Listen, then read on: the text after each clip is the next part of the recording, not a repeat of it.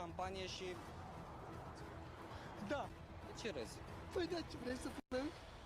O cunosc. Ce ai? Și n-am avut ce ai de dimineață. Mă, n-auzi eu 5 minute asta cu ea, atât. Și trebuia să întârzii? Păi și acum veneam. Hai acasă. E? Hai acasă. Normal, el să meargă după suc și să-l găsește în Nu. mașină? Nu, Fată?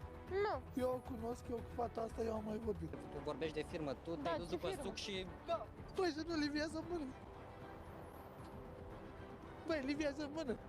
Crezi că asta a fost o scuză să plece la magazin numai ca să se întâlnească cu ea? Da, cam așa. Nu, Ba da, nu, ba da. nu. Ai avut întâlnire. Nu. Cu mine la magazin, cu mine venea înapoi. Mă, Și Eu de ce știu. nu mai lua și pe mine? păi cum?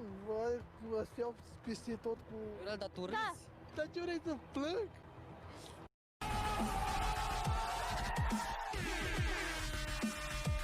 Scenă romantică și Păi și ce? Nu iasă. cu cine? Tu cu domnișoara, poate? Nu ia. Care cu mine?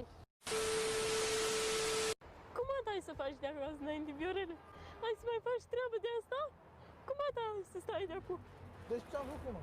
Că mă crezi fraierul, Viorele, am ajuns prostă. Ce prost ai ajuns? Prost am ajuns. Pleci și te las singur aici și faci borș. Puteam și eu să mă duc la una mașină.